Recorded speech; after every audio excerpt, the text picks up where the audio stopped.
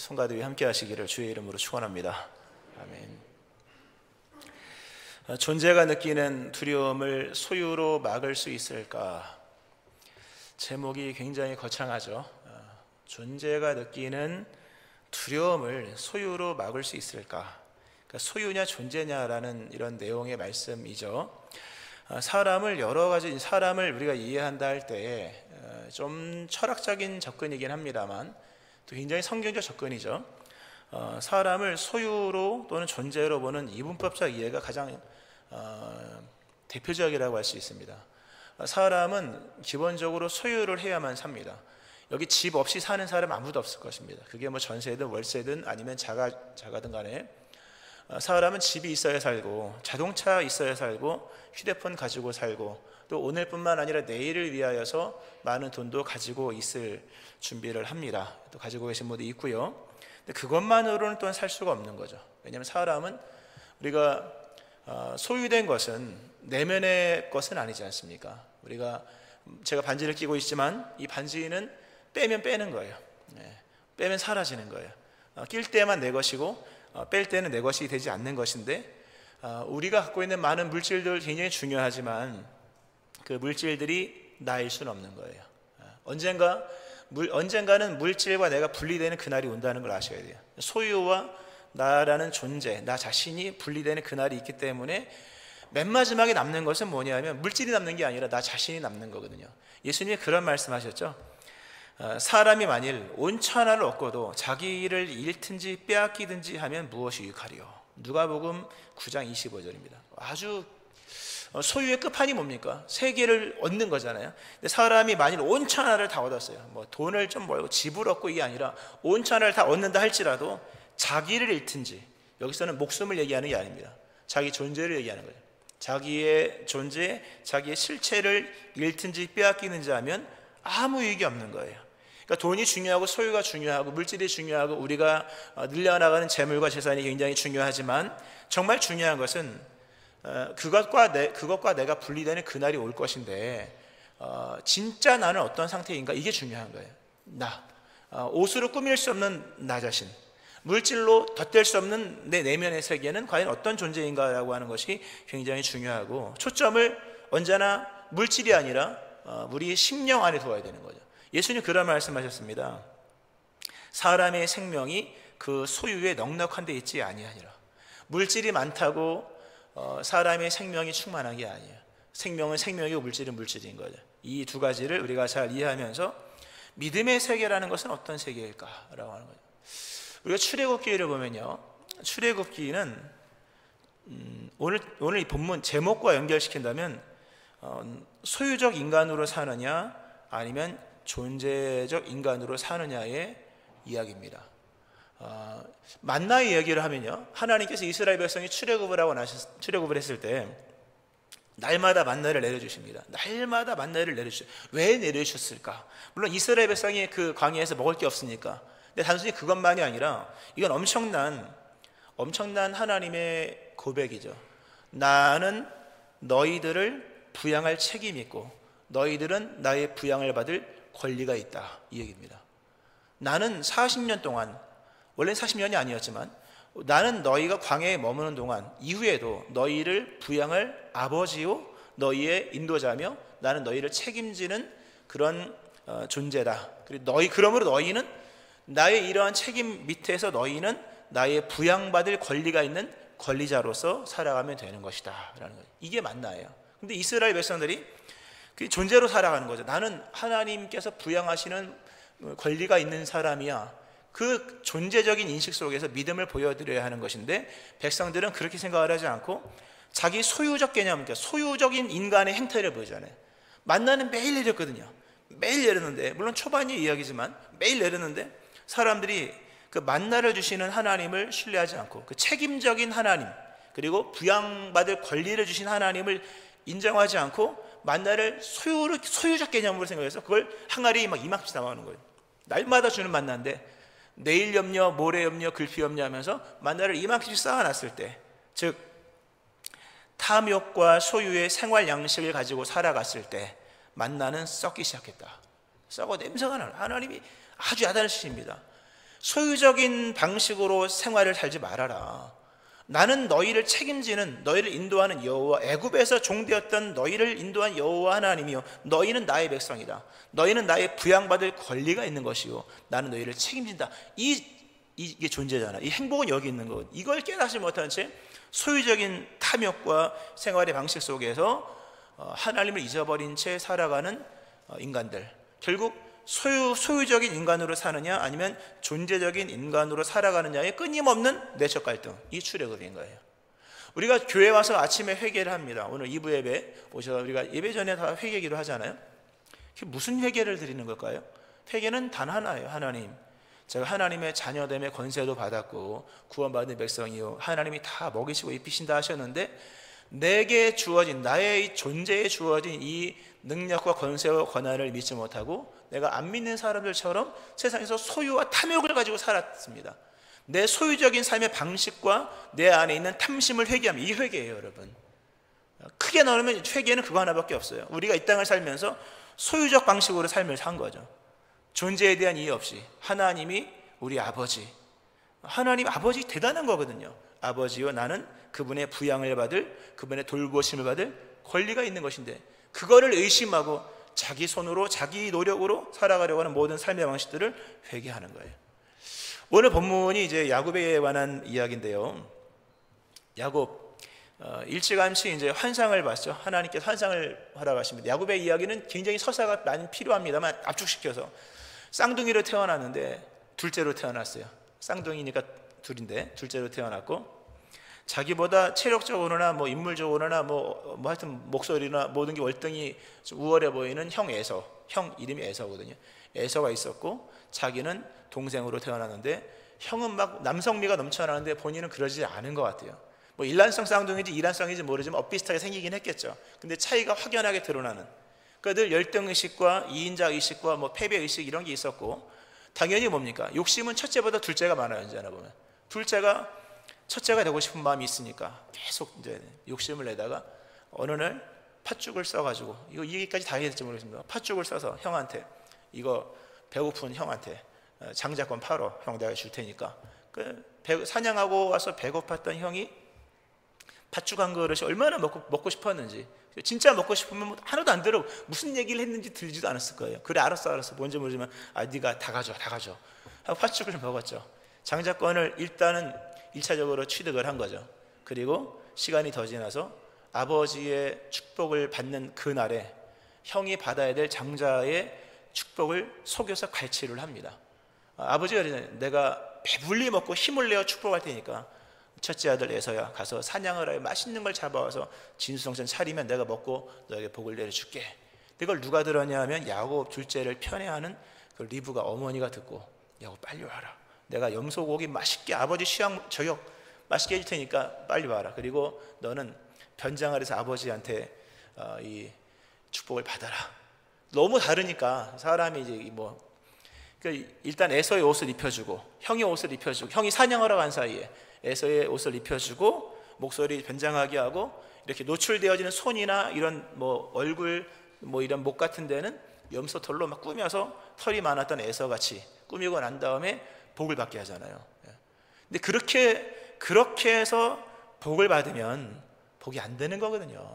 그러니까 결국 도망갈 수밖에 없는 거죠. 그게 복이 아니었어요, 알고 보면. 도망가다가 베델이라는 곳에서 환상을 보는 거죠. 오늘 성가대가 참 멋있는 찬양이었죠. 이 세상 나그네, 하룻밤 머무는 거예요.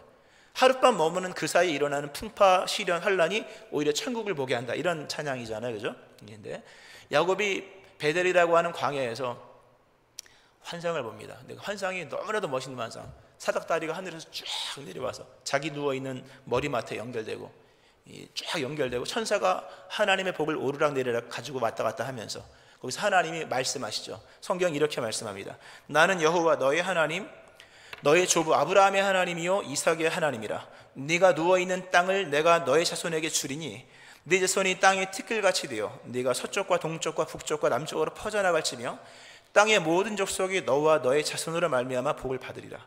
내가 너와 함께 있어 네가 어디로 가든지 너를 지키며 너를 이끌어 이 땅으로 돌아오게 할지라. 내가 네게 허락한 것을 다 이루기까지 너를 떠나지 아니하리라 하신지라. 창세기 28장 14절 15절 말씀이죠. 아주 귀한 말씀이에요. 너 지금 가는 이 길을 내가 끝까지 책임져 줄게. 내가 너를 창대하게 할 거고 너를 민족을 이룰 거야. 이런 말씀을 하십니다. 이 환상이 이 꿈을 보고 난 이후에 20년이 지난 시점이에요. 20년이 지난 시점, 환상의 결말을 맞게 되는 것입니다. 하나님께서 주신 환상의 결말이 어떻게 되었을까? 굉장히 안 좋았죠. 야곱이 일단 1차적으로는 진짜 복을 많이 받았어요. 그러니까 물질, 소와 양이요, 어마어마합니다. 야곱이 그 자신을 죽이려고 했던 형 에서를 그 물질로 매수하기 위하여서 야곱이 형한테 보냈던 우양과 낙타와 뭐 이런 새끼들까지, 새끼 빼고 다 숫자 540마리 보냅니다. 540마리면 여러분, 저희가 목장을 해봤잖아요. 목장을 해봐서 대한민국에 540마리 있는 목장은요, 대관령 뭐 이런 빼고는 없을걸요. 한국에는요 100마리만 넘어도 대단한 거예요. 540마리면요 형한테 보낸 것만 540마리 보낸 거죠. 거기에 젖 물려 딸려 있는 송아지 이런 것들은 치지도 않았어요. 그러니까 엄청나게 많은 것을 보내고도 남을 만큼 20년 만에 이렇게 큰 복을 받은 거예요. 우리 목장 22년 했는데요, 이렇게 될 수가 없어요. 될 리가 없습니다. 이거는 진짜 하나님의 놀라운 복을 받은 건데, 문제는 뭐냐면요, 하나님의 복은 두 가지로 다 받아야 됩니다. 하나는 물질로 받고 하나는 존재로 받아야 돼요. 소유적인 부분에서 받아야 되고, 또 하나는 내면의 세계까지 같이 받아야 되는 것인데, 하나님은 야곱에게 물질을 먼저 주십니다. 그러니까 물질이 엄청나게 많은 거죠. 그러니까 물질이 많으면 사람이 그냥 평안을 느끼거든요. 물질이 많으면 잘 되니까 뭐 자기가 대단한 줄 알고 잘 되고 있는 것 같으나, 명심하셔야 됩니다. 언젠가 소유와 존재는 분리되는 그날이 옵니다. 소유와 존재가 분리되는 그날이 온다는 거죠. 돈이 많으니까 뭐 떵떵거리고 살고 평안하게 살고 걱정 없이 살아가는데, 그건 돈이 많았기 때문이고, 돈으로 해결할 수 없는 상황, 문제를 직면하게 되면 돈은 더 이상 의미가 없는 거예요. 에서가 야곱을 400명을 거느리고 야곱을 만나러 온다는 소문을 들어요. 에서가 야곱을 만나러 오는 이유는 야곱이 가지고 있는 물질을 빼앗기 위한 게 아니에요. 이미 에서도 엄청난 족장이 됐어요. 그가 필요로 하는 것은 야곱을 원하는 것이지 야곱의 물질을 원하는 게 아니었는 거예요. 근데 야곱이 아무리 돈을 많이 모으고 돈을 벌었지만, 돈을 벌고 뭐 소와 양이 많아졌지만, 그건 떠나갈 수 있는 것들이잖아요. 오늘 본문에 보면 모든 소유를 다 보냈다, 강 건너에 다 보내고 홀로 남아 있을 때에 야곱의 마음에는 20년 전과 동일하게 사라지지 않는 두려움이 남아 있었다는 거죠. 일시적으로 돈을 가지고 우리의 기분을 환기시킬 수 있고, 우리의 마음에 어떤 평강 비슷한 뭐 재미나 이런 것들을 가져올 수 있을지 모르지만, 거기까지인 거죠. 근본 우리가 존재라고, 나와 나를 분리할 수 없는, 우리 자아는 존재잖아요. 분리됩니까? 안 돼. 안 되는 게 굉장히 많거든. 나의 마음, 나의 생각, 심지어 내 몸이 아픈 것도, 이건 자아적인 거거든요. 이거는 분리가 안 되는 거죠. 중요한 그게 복을 받아야 돼.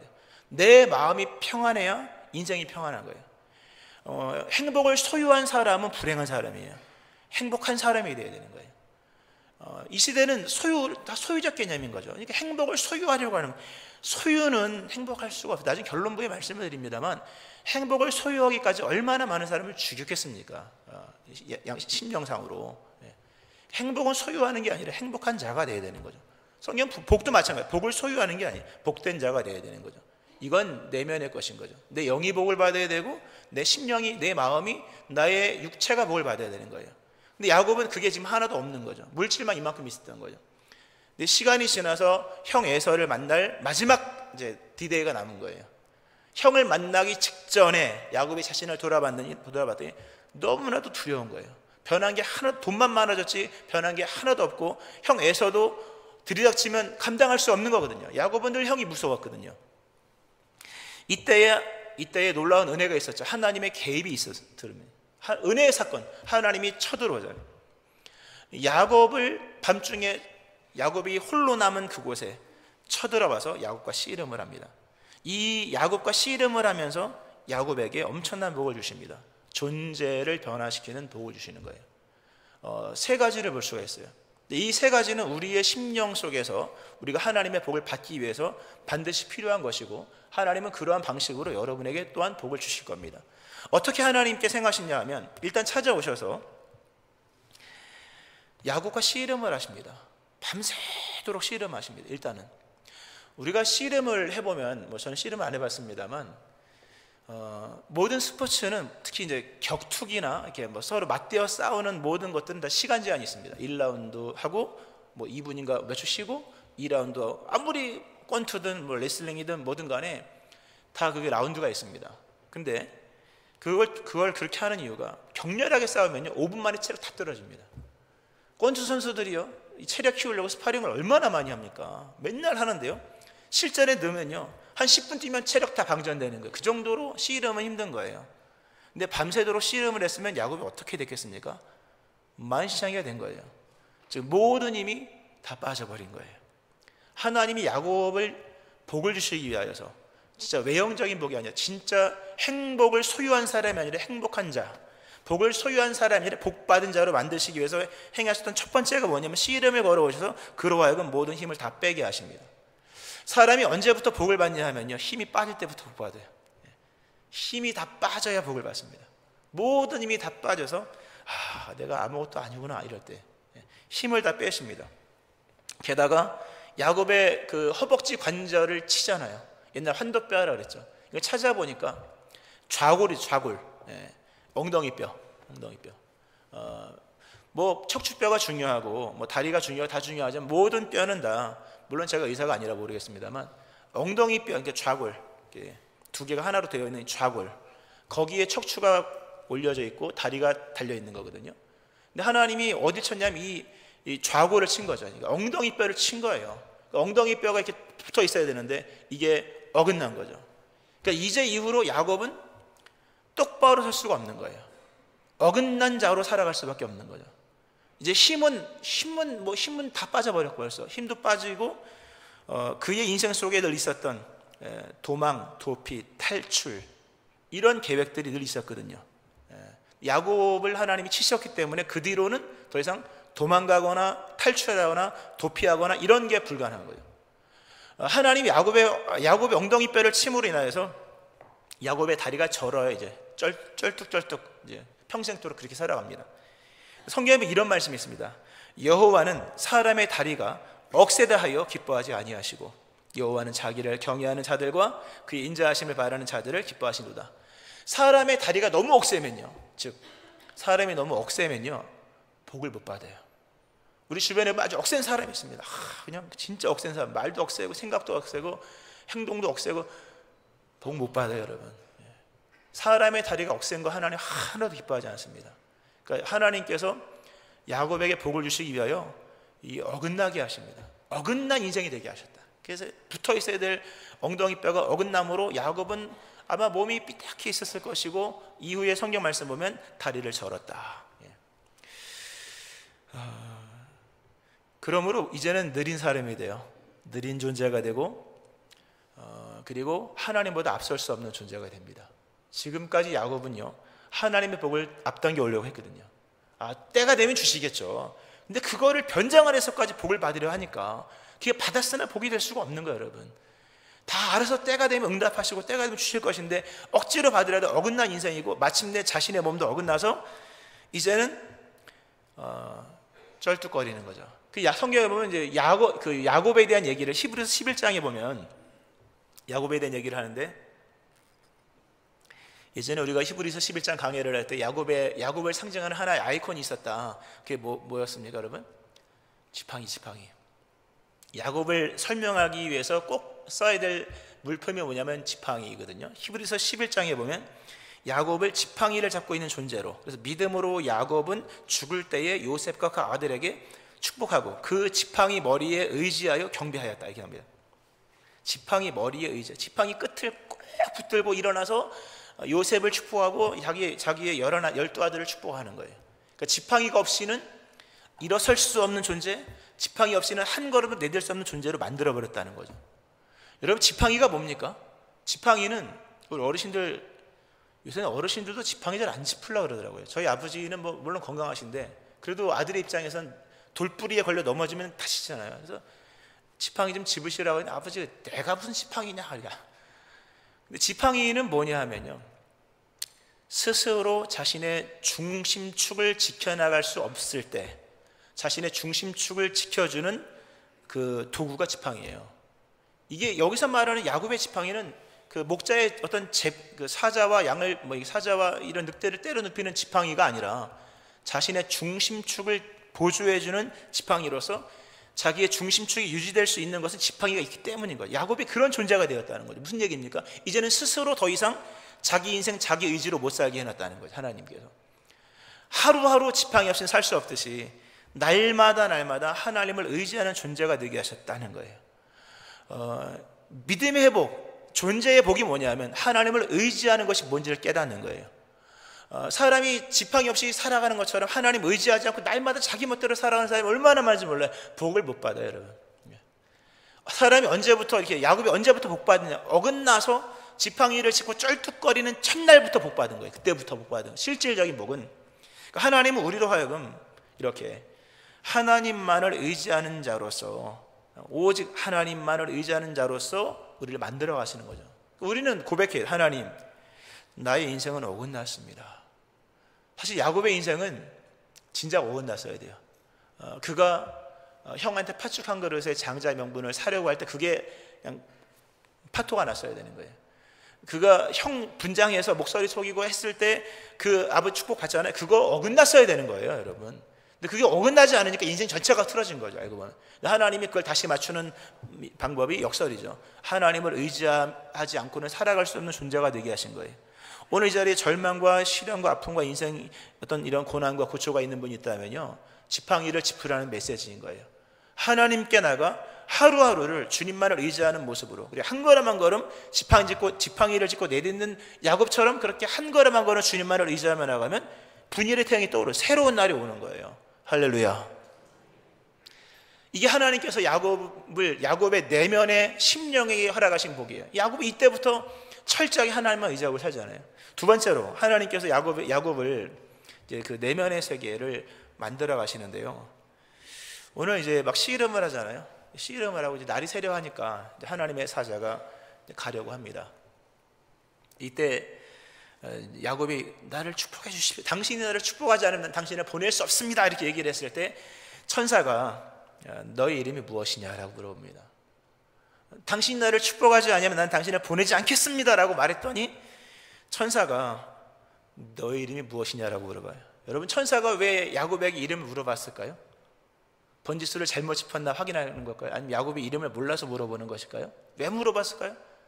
천사가 야곱의 이름도 모르고 찾아왔을까요? 하나님의 사자가 하나님을 대표하여 상징하여 오는 것인데 알았겠죠. 이름을 알았겠죠. 근데 왜 이름을 물어보냐면 네 이름으로 네 입으로 너의 이름을 말해봐라 이거예요. 이게 전 이 장면을 보면요, 만약에 제가 야곱이었으면 저는 기절했을 것 같아요. 저는 잘못했습니다. 무릎 꿇고 잘못했습니다. 막 이랬을 것 같아요.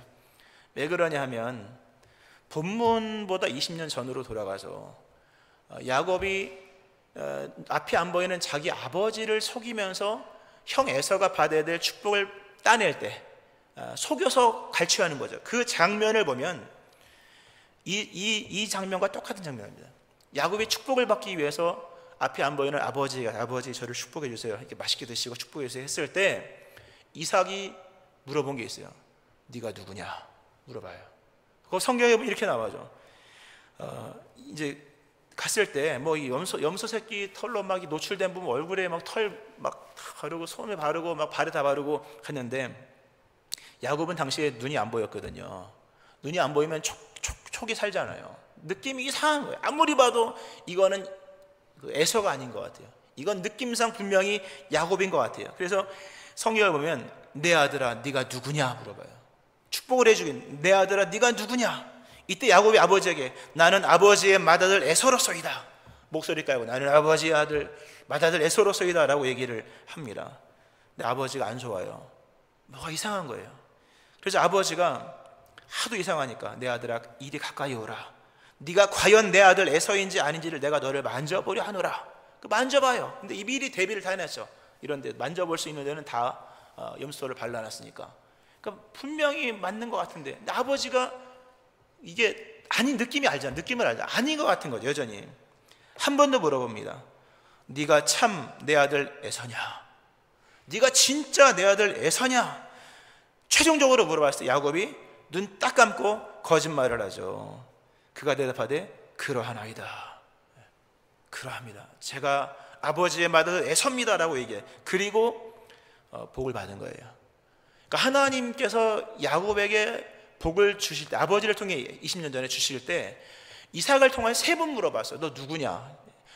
야곱이라고 말해야 될 거 아니겠습니까? 다 알고 물어보는 건데. 근데 거기서도 나는 에서입니다. 만져보십시오. 몸에 털이 나 있고 냄새 맡아보십시오. 나는 들사람입니다. 야곱의 몸에서는 집에서 나는 집안 냄새가 났고 형 에서는 들사람이었기 때문에 맡아보면 풀 냄새가 나고 이런 게 나잖아요. 당연히 날 건데 끝까지 속이면서 자기가 에서라고 속였고 에서이기를 갈망했고 에서로 살아왔는데 20년 뒤에 천사가 나타나서 질문하는 게 네 이름이 뭐냐라고 했을 때 아마 저 같았으면 기절했을 거예요. 주님, 드디어 들통난 거거든요.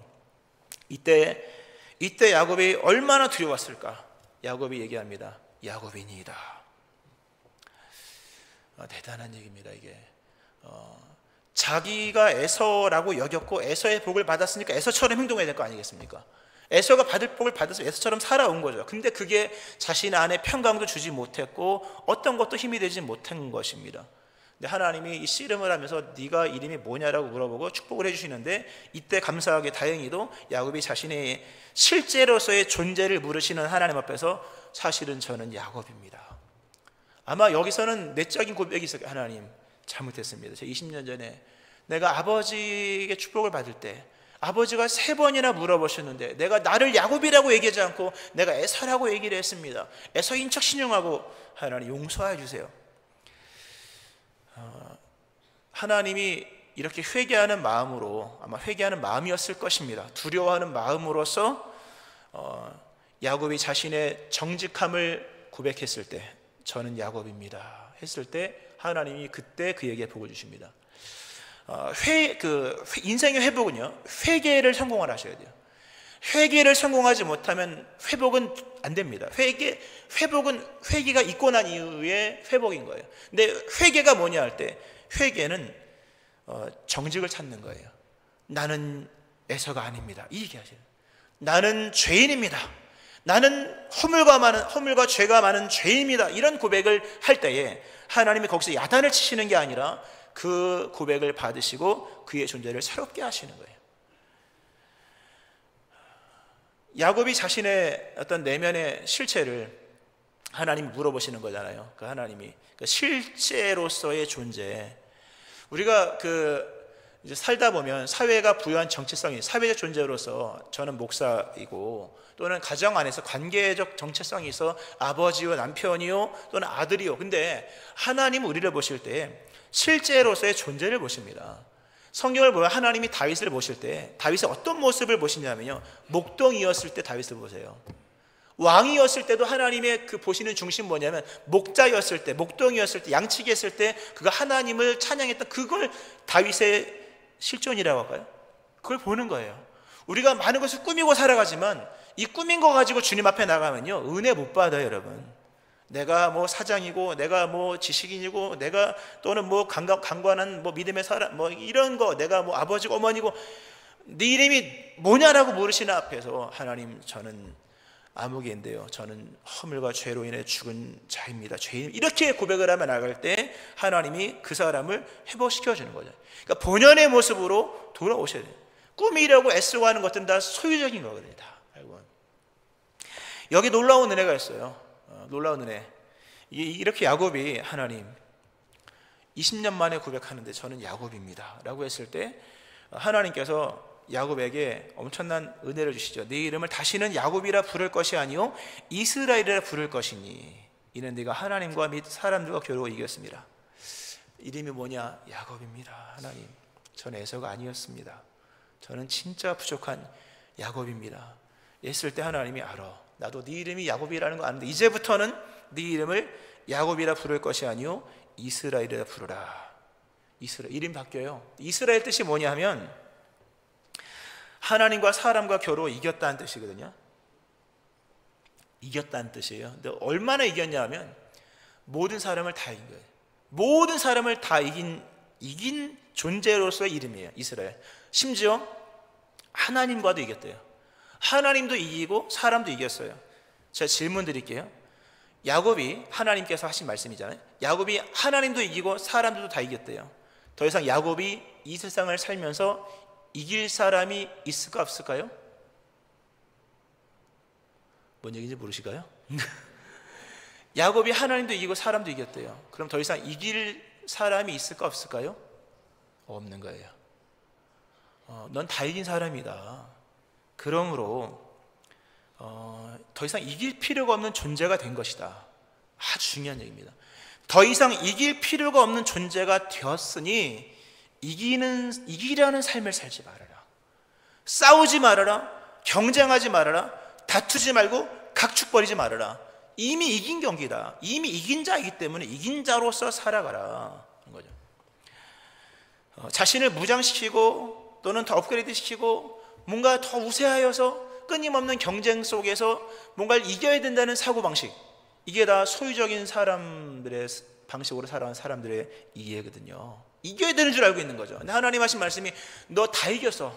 하나님도 이겼고 사람도 이겼으니까 이제는 더 이상 이길 필요가 없는 존재가 되었으니 이기려는 습성을 버리고 싸우지 말고 다투지 말고 절대로 이기려 하지 말아라. 하나님께서 너에게 주신 그 존재의 본연의 모습으로 살아가라. 나중에 성경을 보면요, 이 야곱이 이 밤이 지나가고 나서 드디어 형을 만나요. 형이 얼굴을 20년 만에 보는 거예요. 근데 형의 얼굴이 너무나도 은혜로운 거예요. 성경을 보면요 그렇게 나옵니다. 내가 형님의 얼굴을 배운 즉 누구의 얼굴을 본 것 같다 합니까?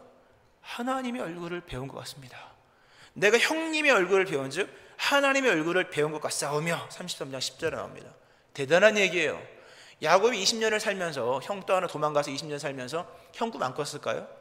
꿀 수 있겠죠. 꿈에 나타나는 형은 너무나도 무서운 거죠. 늘 싸워서 이겨야만 하고 자신한테 덤비려고 하고 형의 얼굴이 생각만 해도 너무 무서웠는데 막상 만나고 보니까 형의 얼굴이 진짜 하나님이 이 땅에 오시면 저런 얼굴이 아닐까 싶을 만큼의 은혜로운 얼굴인 거예요. 누가 바뀐 걸까요, 여러분? 에서가 바뀐 걸까요? 야곱이 바뀐 걸까요? 야곱이 바뀐 거예요. 싸우려는 마음을 가지고 보면요 다 흉악하게 보입니다. 이기려는 마음을 가지고 보면 남편의 얼굴이 마귀처럼 보입니다. 그래서 어이구 저 마귀 새끼 이러잖아요.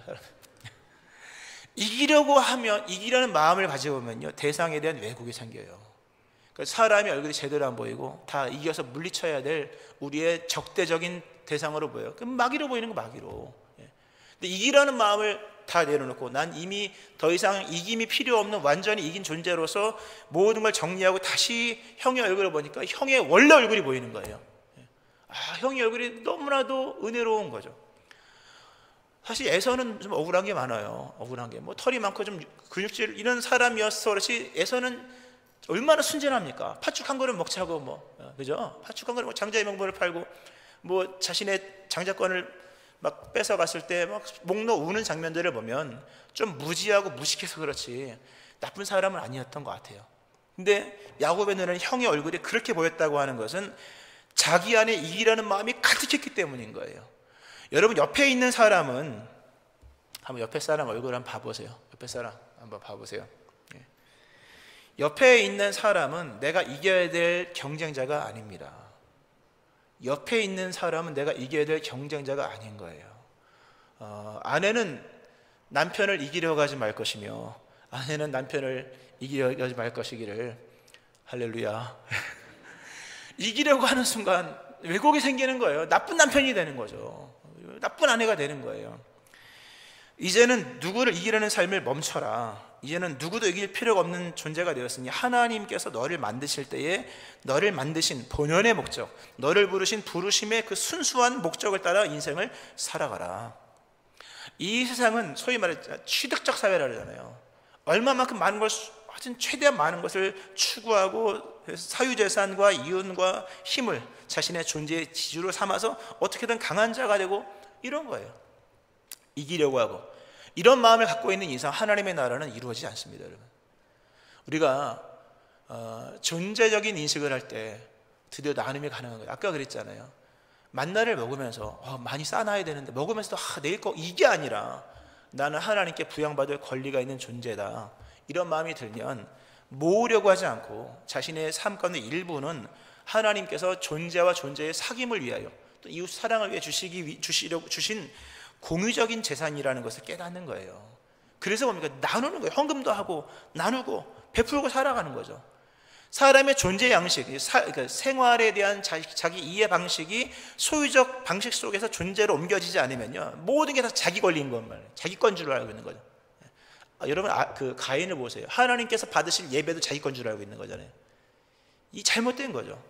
이런 부분에서 우리가 나는 더 이상 누구와 싸울 필요가 없다, 나는 다 이긴 존재다, 나는 더 이상 누구와도 이기려고 하는 싸움은 하지 않는다, 이 하나만으로도 여러분은 세상을 아름답게 보게 될 것이고 여러분의 인생 가운데 아름다운 만남들이 만들어지는 거예요. 할렐루야. 예수님이 그런 말씀하시잖아요. 이것을 너희에게 이르는 것은 너희로 내 안에서 평안을 누리게 하려 함이라. 세상에서는 너희가 환난을 당하나 담대하라, 내가 세상을 이겼노라. 요한일서의 말씀, 무릇 하나님께로부터 난 자마다 세상을 이기느니라. 세상을 이기는 승리는 이것이니 우리의 믿음이라. 이거 오해하지 말고 잘 들으셔야 돼요. 환난과 고난과 역경, 소유적 싸움에서 이긴다는, 경쟁에서 이긴다는 게 아니라 성도가 예수님이 이겨놓으신 세상을 우리는 그분의 소유된 백성으로 살아가는다는 인식, 즉 세상은 이미 예수님이 이겨놨다, 그러면 우리가 할 것은 이기려는 게 아니라 믿는 자로 살아가는 것이다. 그것을 깨닫는 사람은 이미 이기는 거예요. 이미 이겨진 세상인 거예요. 여러분, 막이 다 끝났잖아요. 사망 것에 멸망했잖아요. 한 번 죽을 뿐이지 죽음의 의리를 영원한 지옥으로 가져가는 건 아닌 거잖아요. 날마다 죄를 짓지만 우리가 여전히 의인으로 설 수 있는 건 그리스도 예수 안에 있는 생명의 성령의 법에 죄와 사망에서 우리를 해방하였기 때문입니다. 이걸 믿는 믿음 안에서 싸우려 하지 않고 이기려 하지 않고 갈취하고 소유하려 하지 않고 당당하게 자녀됨의 특권과 부양받을 권리를 누리면서 아버지를 신뢰하면서 믿음으로 살아가는 그 자체가 승리한 것인 줄로 믿으시기를 바랍니다. 그 자체가 승리한 것이죠. 큰 자가 되려는 마음, 큰 자가 되고자, 으뜸이 되고자 섬김 받으라는 것들, 다 왜곡된 세상을 만드는 주범들인 거예요. 다 큰 자가 되고 으뜸이 되고 1등이 되고 갈취하고 더 많은 걸 취하려고 하는 것들, 예수님 반대잖아요. 모든 큰 자가 되고자 하는 자는 섬기는 자가 되고, 으뜸이 되고자 하는 자는 모든 사람의 종이 되어야 되나. 인자가 온 것은 섬김을 받으려 하며 섬기려 하고 자기 몫을 많은 사람의 대속물로 주려 함이라, 그런 거죠. 이기려는 사람으로 살지 말고 이긴 자로 살아가는 것, 이런 이 소유와 존재의 개념으로 성경을 보면요, 진짜 엄청난 말씀들이 많이 나와요. 시간상 다 얘기하지 않습니다만, 이삭을 보세요. 여러분, 이삭을 보시면 이삭은 대표적인 우물이잖아요. 근데 소유적 어떤 생활 방식 속으로 세계를 이해했던 아비멜렉의 종들이 이삭의 우물을 날마다 뺏어가요. 뺏어가는데 이삭은 싸울 생각을 안 해요. 왜냐하면 이미 이겼기 때문에. 니네 가져가라. 니네가 가져가지만 가져간다고 니네가 이기는 게 아니다. 내가 진짜 승리를 어떤 건지 보여줄게 하면서 이삭은 소유적인 삶을 사는 게 아니라 하나님의 공급을 믿는, 또는 하나님의 책임을 믿는, 하나님이 부양하시는 권리를 가진 자로서 그냥 내주고 계속 가는 거예요. 자기 페이스로 가는 거죠. 놀랍게도 이삭이 땅만 파면 물이 나오는 거예요. 할렐루야. 믿음의 존재로 살아가라는 거죠. 소유적으로만 우물갈취하고 이건 세상 방식이고, 니네가 가져가는데 그게 이기는 게 아닌 거야. 진짜 이기는 게 뭔지 보여줄게. 야곱이 시안에 가서 우물만 파면 우물이 다 나중에는요 뺏질 않아요. 사람들이 저 사람은 우리가 못 당하는 사람이다, 여호와 천지를 지신 여호와께서 너와 함께 하신다 하면서 와서 계약 맺자 그러잖아요. 말씀을 좀 맺으면서요, 너는 이미 이긴 사람이다, 이게 존재의 복 받은 거잖아요. 그러면서 심지어 어떤 걸 말씀하냐면 하나님과 겨루어 이겼대요. 잘 들으셔야 됩니다. 이 말씀은 너는 사람과 겨루어서 이겼기 때문에 더 이상 이길 필요가 없어, 저 사람과 경쟁하지 마라 말씀하셨고, 또 하나는 하나님과 겨루어 이겼대요. 이게 뭐냐면 너 나랑 씨름하지 마라, 나를 소유하려고 하지 마라, 이미 나는 너의 하나님이니까, 이 얘기입니다. 하나님을 소유하려는 사람은 믿음의 의심에서 벗어날 수가 없어요. 하나님은 소유할 수 있는 분입니까 여러분? 하나님이 소유가 되든가요? 하나님이 모세에게 아주 위대한 선언을, 십계명보다 더 위대한 말씀, 나는 스스로 있는 자 아니라 네 안에 내가 있는데 그건 네가 나를 소유한 게 아니라 내가 네 안에 거하기 때문인 거야. 하나님을 소유의 개념으로 생각하면요 이게 불안하거든요. 어디까지 소유해야 됩니까 여러분? 하나님의 전능 전지 하나님 받으실 예배까지 소유해야 되는 거죠. 그 가인의 마음이잖아요. 의심은 사라지지 않는 거예요. 우리가 해야 될 것은 하나님과 싸워서 이기려고 소유하려고 하는 게 아니라 하나님의 그 계심 자체를 인정하는 거죠. 하나님이 계심을 인정하고 예수님 영접하면 우리 안에 오신다 하셨으니까 하나님 오십시오 하면 그분 알아서 우리 안에 오시는 거죠. 그리고 그분이 우리 안에 계심을 믿어드리는 거예요.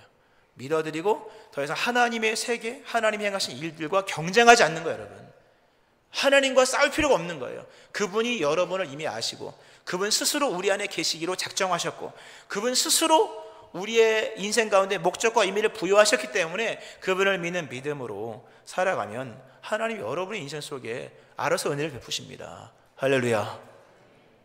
아까 출애굽기 얘기했습니다만 이 출애굽기의 질문은 이런 거죠. 소유 없이 산다는 것은 가능한 것일까? 이 불신앙 있는 사람들이 늘 물음표. 소유 없이 사는 것은 가능할까?